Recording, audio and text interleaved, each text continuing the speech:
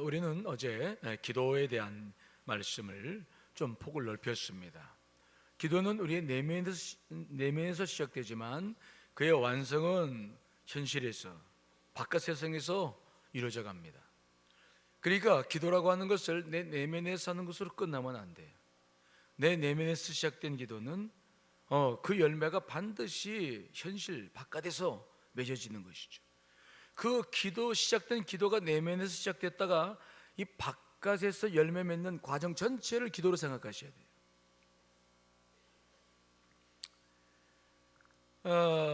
그런데 문제는 뭡니까? 내가 기도를 주 앞에 올리기 시작하면 이것이 현실에서 이루어질 때까지, 이때부터 시작되는 게 있는데 영적 전쟁입니다.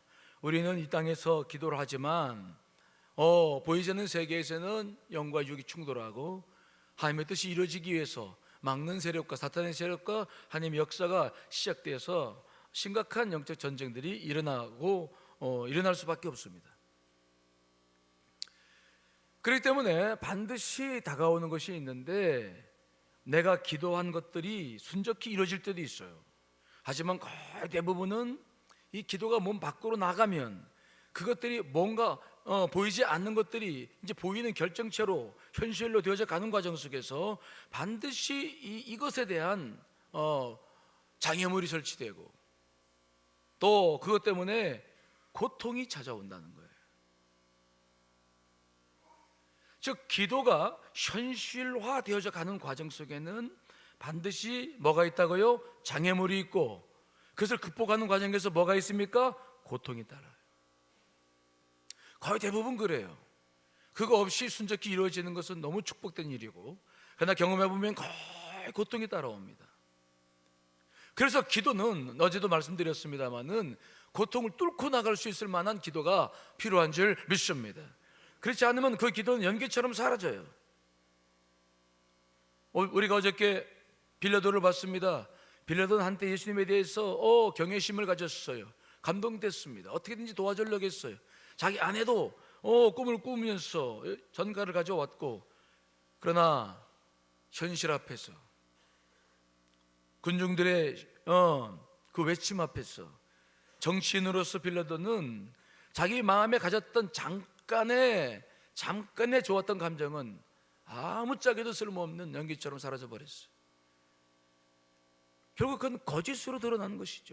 잠깐 가졌던 마음, 잠깐 기도하는 것들, 잠깐 모든 것들이 이루어질 거라고 생각했던 것들, 이것들이 고통을 뚫고 나갈 만한 힘이 없고 지속적으로 그것들이 이루어질 때까지 기도하지 않으면 기도의 완결을 보지 못하는 거예요. 연기처럼 사라져요. 연기처럼 다 사라져버리고 말아요. 그것들이 얼마나 지금까지 많습니까? 우리가 신앙생활을 하면서 이런 부분들이 이렇게 기도를 계속 연기처럼 사라지게 만들면 하나님을 경험하기가 어렵고 체험이 안 되는 거예요. 내 삶 속에서. 그럼 내 신앙은 점점점 건조해지기 시작하고 형식적으로 됩니다. 내가 스스로가 하나님을 믿지 못해요. 신앙생활은 거죽만 남게 됩니다. 우리가 그렇게 신앙생활을 해서는 하나님의 영광을 위해서도, 교회를 위해서도, 내 자신을 위해서도 전혀 도움되지 않아요. 그러므로 여러분, 기도를 시작했으면 그 기도가 현실에서 열매를 맺을 때까지 그 전체 과정을 지켜보고 정말 어떠한 고통 속에서도 어떠한 장애물도 뛰어넘을 수 있는 기도가 이루어지시기를 간절히 축원합니다. 그 전체가 과정이에요. 그 전체를 경험해 나가셔야 돼요. 자, 오늘도 그 본문의 말씀이 나오는 거죠. 예수님께서 기도하셨어요. 겟세마네 동산에서 기도했습니다. 그리고 하나님의 뜻에 모든 것을 맡기고 이제 십자가를 향해 나아가셨어요. 근데 그 과정을 보십시오. 과정을. 자, 오늘 로마 군인들이 한 일이 벌어지는데 먼저 16절 말씀을 읽어보겠습니다. 시작.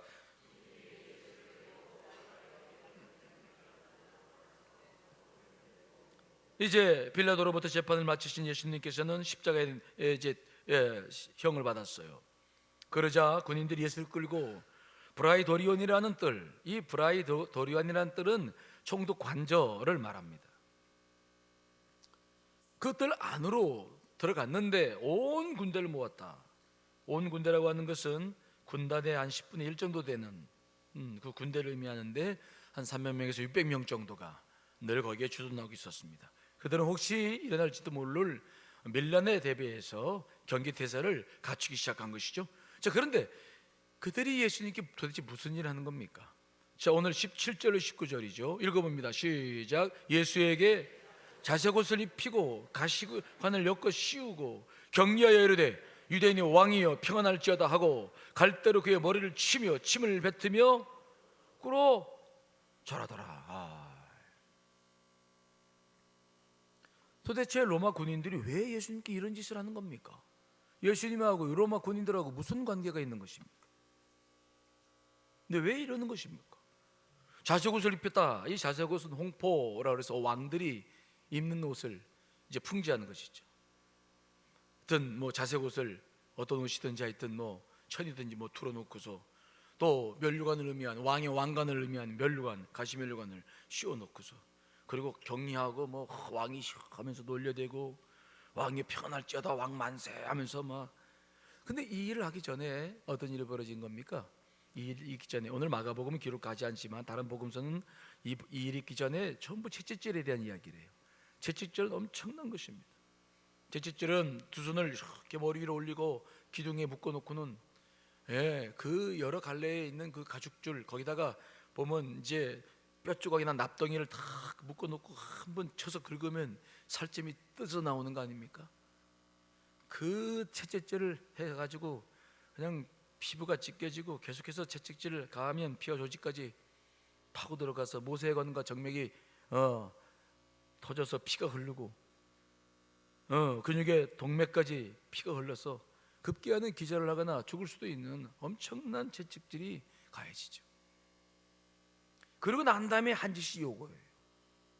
옷을 싹 벗기고 채찍질한 다음에 자색옷을 입히고 머리 가시멜론을 씌우고 그 다음에 뭡니까? 갈대로 그의 머리를 치고, 갈대는 뭡니까? 주로 왕들이 어떤 홀 지팡이 비슷한 지붕을 갖고 있잖아요. 그것을 상징시키는 거예요. 갈대를 쥐었다가 뺏어가지고 그걸 머리를 치고 네가 왕이냐? 한번 해봐라, 명령해봐라. 그리고 침 뱉고 모욕을. 정말 고통스러운.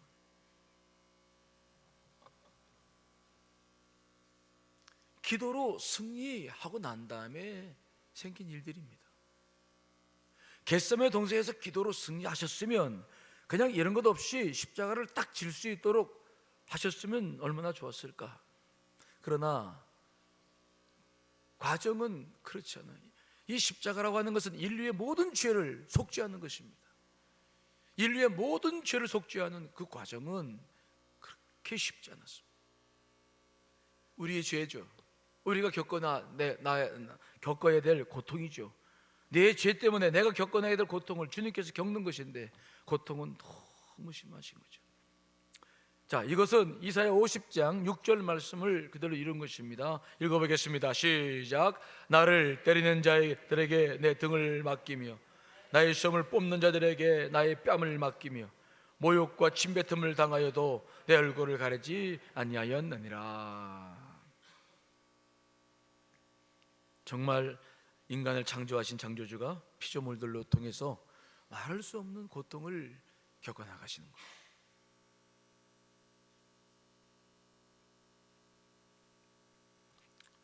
자, 그런데 여러분, 우리가 잘 봐야 될 게 있어요. 예수님은 지금 이 고통을 겪으시면서 어떤 반응을 보이십니까? 오늘 성경 말씀에는 어떤 반응이나 어떤 태도에 대해서 말씀하지 않지만 침묵으로 그 모든 것을 다 받아내신다. 모든 복음서가 그렇게 기록하고 있죠. 고통을 그냥 받아내는 것입니다. 몸으로 다 고통이 스며들게 받아내는 거예요. 기도를 승리한 사람만이 할 수 있는 일이에요. 기도를 승리한 사람들, 기도로 승리해서 하나님 뜻을 이루고자 하는 사람들은 그 다음에 다가올 고통을 두려워하지 않습니다. 고통을 몸으로 받아낼 수 있는 힘을 얻게 될 줄 믿습니다. 그런데 이것을 받아내지 못하는 사람들은 그만큼 기도가 아직 차지 않은 거예요. 자, 예수님께서 정말 이 고통에 대해서 기도로 승리하기 시전에는 어떤 고통에 대한 반응을 보이셨습니까? 여러분, 그것은 두려움과 슬픔 아니었습니까? 마가복음 14장 33절로 34절 읽어보겠습니다. 시작. 베드로와 야고보와 요한을 데려가실새 심히 놀라시며 슬퍼하사 말씀하시되 내 마음이 심히 고민하여 죽게 되었으니 너희는 여기 머물러 껴있으라. 기도를 승리하시기 전에는 너무 그게 두려우시고 싫으셔서 내 때를 지나가게 해달라고 기도하셨어요. 베드로와 다른 제자들은 잠을 잤습니다. 나중에 도망쳤습니다. 기도로 승리하기 전에는 고통을 맞설 수 없습니다. 고통만 생각해도 치가 떨리고 너무 두렵고 우리는 맞설 수 없어요. 인생을 살면서 찾아온 고통을 맞설 수 없어요.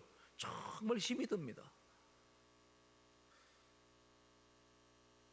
그런데 기도를 하기 시작하면 고통에 대한 느낌이 달라져요. 기도로 승리하기 시작하면 고통이 아니라는 사실을 믿으시기를 간절히 축원합니다. 고통이 은혜라는 사실을 알게 되죠. 기도로 승리하기 전에는 고통 때문에 두려워서 다 도망치는 거예요. 고통 때문에 도대체가 나 못하겠다고 포기합니다. 그런데 기도로 승리하는 사람들은 고통이 은혜가 되는 것을 알게 돼요. 그것을 여러분들이 맛보시기를 간절히 축원합니다. 고통이 은혜다, 이것은 말로 안 돼요.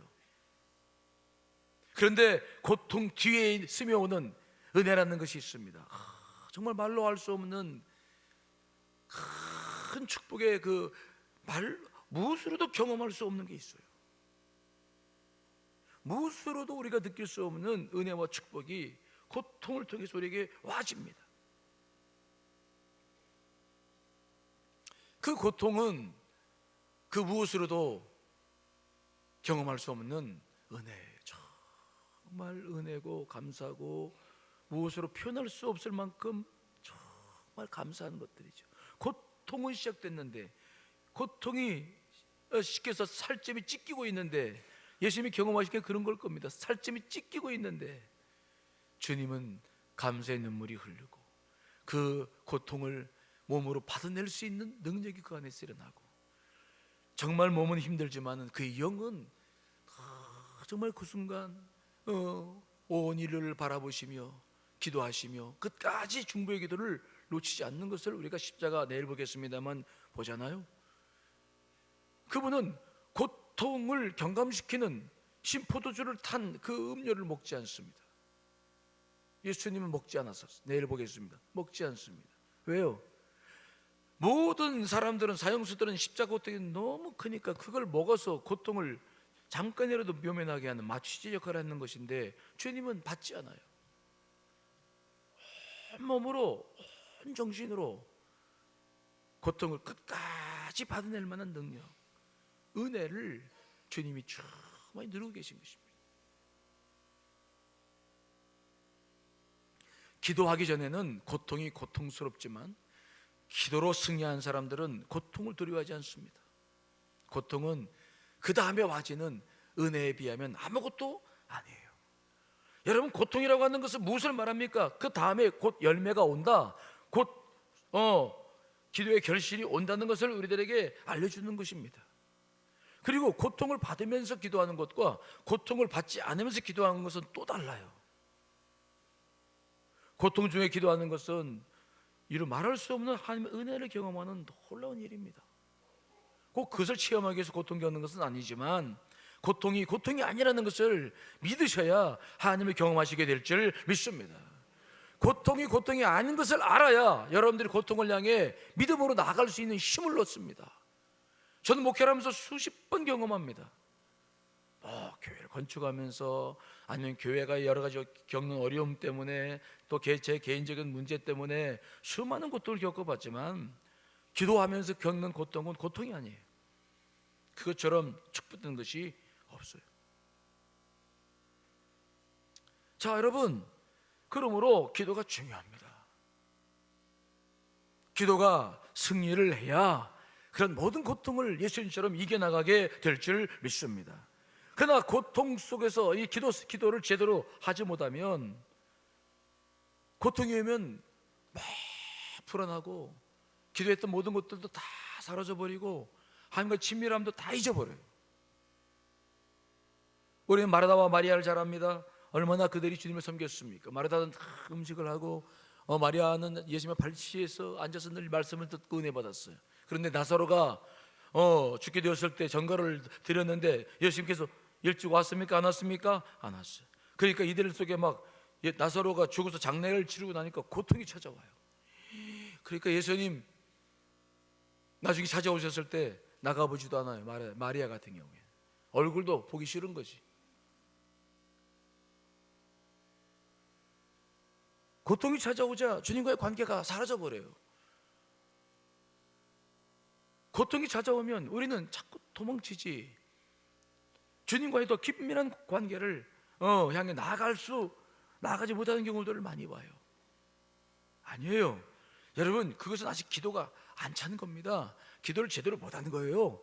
기도를 승리하기 전에는 그럴 수 있을지 모르겠지만 기도를 언제 승리한 사람들은 절대 그렇지 않아요.